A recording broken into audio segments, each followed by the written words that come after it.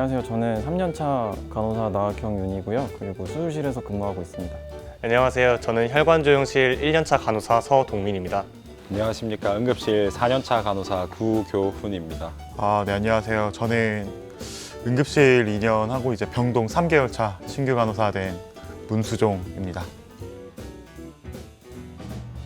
일단 코로나 사태 이후에 그러니까 원래 하던 업무를 같이 하는데 이제 추가적으로 이제 생긴 게 많이 있어가지고 일단 그런 것도 힘들고 뭐 구병원에 있을 때에 비해서 환자 수가 배로 늘다 보니까 그런 부분에 있어서 제일 힘들지 않을까.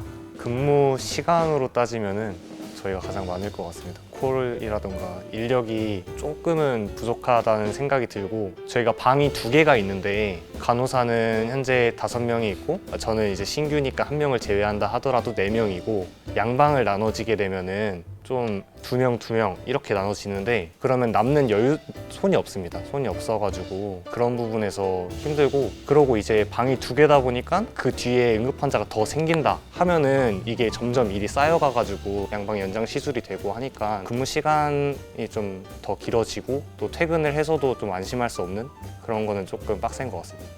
병동은 아무래도 뭐 어디 갔다 이렇게 오게 되면은 환자가 진짜 많아요. 간호사 1명에서 환자 12명 넘게 보게 되는데 얼굴을 볼 시간도 없고 하는데, 여기 2명에서 1명 보고 뭐 응급실 하고 저희가 가장 힘들지 않나.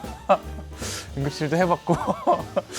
저희는 환자들을 상대하는 그런 과랑 다르게 한 수술에 집중을 해야 되고 계속 오랜 시간 집중을 해야 되니까 저는 그 힘든 게 다른 분류라 생각을 해요. 이건 뭐 사람과 뭐 환자들 간의 그런 스트레스를 받는다고 치면은, 저희는 이 수술을 안전하게 빨리 끝내야 된다는 그런 스트레스, 다음 수술 또 딜레이 되고 그러면은 저는 아침에 8시 반에 출근을 하는데 뭐 끝나는 시간은 뭐 밤 11시, 12시 이런 적도 있고, 그 다음날 또 똑같이 출근해야 되고, 그런 게 다른 거죠. 출근 자체가 스트레스. 이게 왜냐면은 이게 새로운 환경이다 보니까 공부하는 것도 그렇고, 이제 좀만 시간이 지나면은 저걸 내가 해야 될 일인데, 아니면은 뭐 저희는 수술 준비를 할 때 사소한 것까지 다 챙기거든요. 이 기구를 챙기냐 마냐 그런 것도 다 세세하게 챙겨야 되는데, 내가 과연 저 선배들처럼 저렇게 완벽하게 준비를 하고 들어갈 수 있을까 하는 스트레스? 그리고 아무래도 저는 수술실에 있다 보니까 해부학적인 지식이 많아야 되거든요. 그런 공부에 대한 스트레스? 그래서 출근 자체가 스트레스죠, 뭐.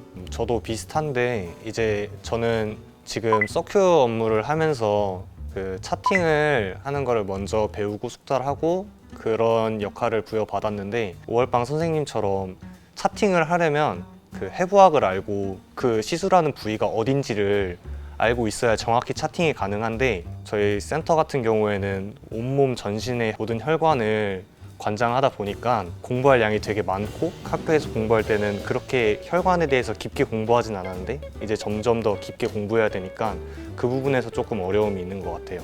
그걸 공부를 해도 그 전형적인 신체 해부학의 모습과는 다를 수 있거든요. 꼬불꼬불 하다던가 하다 보면은 좀 알아보기가 힘들고, 저는 그래서 그런 부분이 좀 어려운 것 같습니다. 의학 용어가 영어로 돼 있다 보니까 그거 외우는 게 굉장히 힘들었던 것 같고, 대학교 4년을 공부해서 막상 임상에 나왔는데 실제로 일하는 업무를 진행하다 보면은 아무것도 모르는 일반인이 돼버리는 거죠. 그거에 대한 스트레스도 있었고, 아무래도 제 선배님이거든요. 바로 2년차. 스트레스 많이 받았죠.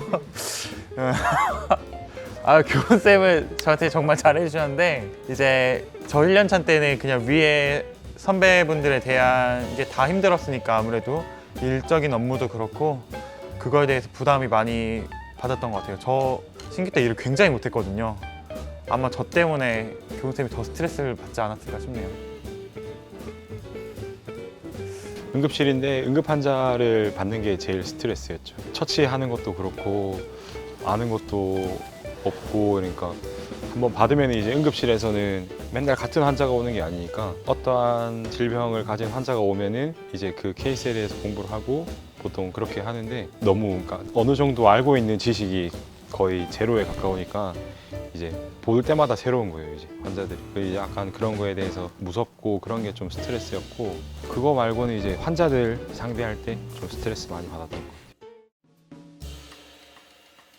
그런 상황 되게 자주 있는데, 일단 한 번은 딱 샤워를 하려고 딱 들어가서 머리에 물을 다 적셨는데 딱 전화가 온 거예요. 저 같은 경우에는 이제 응급 상황이 생기면 30분 이내에 병원에 도착을 해서 시술을 준비를 하는 게 원칙인데 집이 조금 거리가 있는 편이다 보니까 전화 받으면 바로 뛰어 내려가서 출발을 해야 되거든요.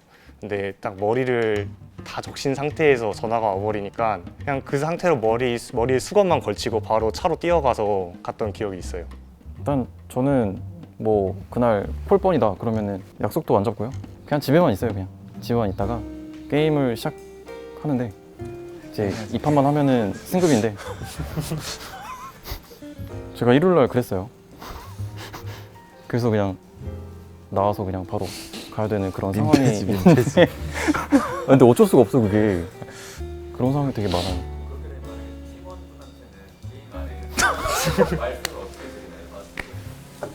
죄송합니다. 저 나가봐야겠습니다. 저도 탈주 한 5번 한 것 같아요. 간호사 아닌 그 일반 친구들이랑 만나면은 길이를 잴 때 저희는 이제 센치를 CM이라고 하거든요. 이거 한 5cm이야 그럼 못 알아들어요. 그게 뭐야? 그럼 5cm야. 그 모임 같은 거 할 때 사람들을 만나잖아요.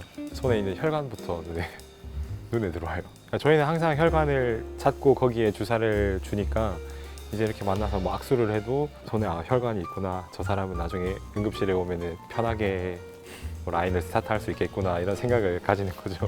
저는 신규라서 아직 직업병은 안 생긴 것 같습니다. 일단 환자를 대하는 마음가짐이 가장 중요한 것 같은데 제가 이 환자한테 간호행위를 함으로써 이 환자가 더 나아지길 바라면서 좀 더 적극적으로 하고 모르는 게 생기면은 그거를 궁금해하는 마음가짐이 필요한 것 같아요.